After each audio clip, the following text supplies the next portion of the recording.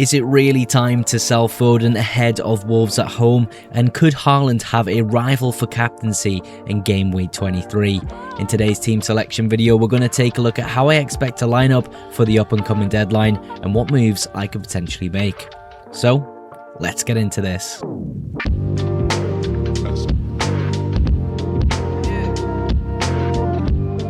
Welcome back to the FPL Mugs YouTube channel and welcome to today's team selection video. If you're brand new around here, make sure you're clicking that subscribe button and don't forget to like the video either. It really supports the channel. It'll take 2 seconds to do and let's aim for 15 likes. Straight in though with the team today at the back line.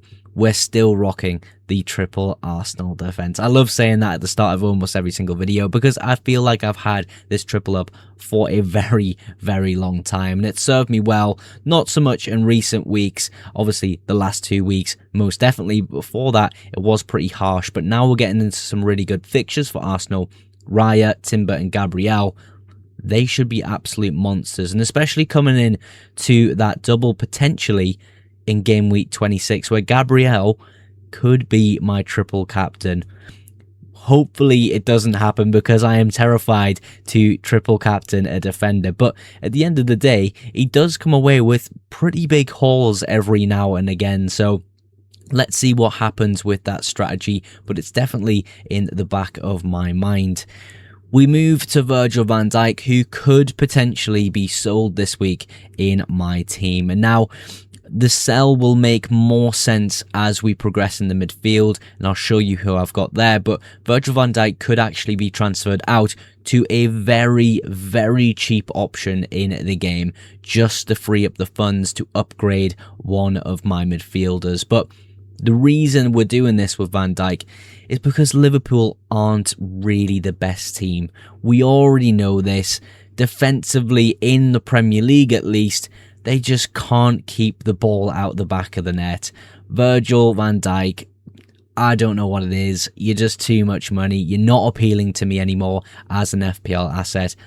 I think he's either going this week, guys, or maybe next. Bournemouth away from home. I'm expecting goals in this game. Yes, for both teams, but at the end of the day, we need clean sheet points. We need defensive contribution points from Van Dijk. It's just not happening right now. Anderson, on the other hand, still holds a really great value as an asset, and it's kind of a toss of a coin whether we go with Rodon playing Everton away from home, or we stick with the home fixture of Anderson, which is currently the strategy we're on with this backline. But that's how we're lining up currently in the backline, with a serious consideration to sell Virgil van Dijk. Is Foden a sell or a hold this week is one of the questions I need to answer in my midfield, and I think I've came to the conclusion he's most definitely a hold for me this game week. Now, the popular transfer that I'm seeing a lot of people do is Foden to Bruno Fernandes. My question is, why wouldn't you just wait one more week? I don't see any massive upside to selling Phil Foden other than he's just been a bit pants lately. The blanks have been annoying and maybe getting him out of your team just makes you feel better, and if that's the case, go ahead and make the transfer. But really, on the surface of things, like Foden, Wolves at home, that's a really good fixture. Maybe the second best, if not the best fixture you'll have all season. A really, really poor side who have been better in recent weeks, but still are bottom of the Premier League for a reason. They are terrible. Similar with Burnley, they are terrible.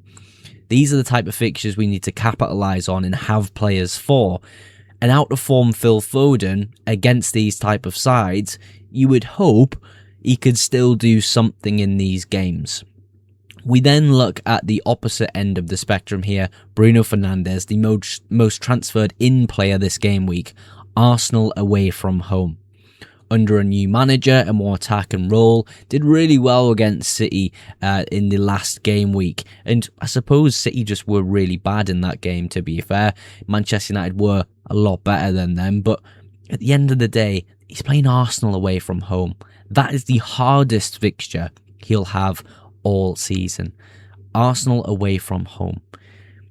We compare the two fixtures. We compare the likelihood of points between the two players. For me, Phil Foden feels like a hold. Bruno Fernandes doesn't feel like a buy till next week, although there is a route I can take to buy Bruno Fernandes early, which covers me a little bit with some price rise concerns. Now, what we can do with my side is we can sell Reinders, sell Virgil van Dijk, downgrade Virgil van Dijk as much as humanly possible to a playing player, and upgrade Reinders to Bruno Fernandes. That's a set of transfers I am considering this week, despite Bruno Fernandes' really poor fixture.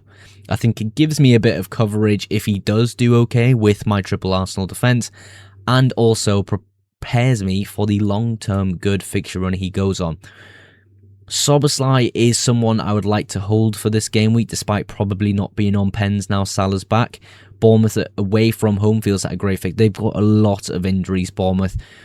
They do concede a lot of goals. I think he's a great asset to own for that week. I could see him playing in the middle of the park, Wirtz on the left, maybe a Gakpo on the left. We'll have to see how things look for Liverpool now Salah's back, but I think this week's a pretty good week for him.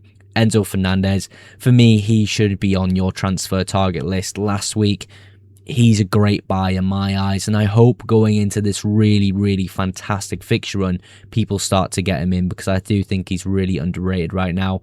And then a little bit of a problem, Tavernier.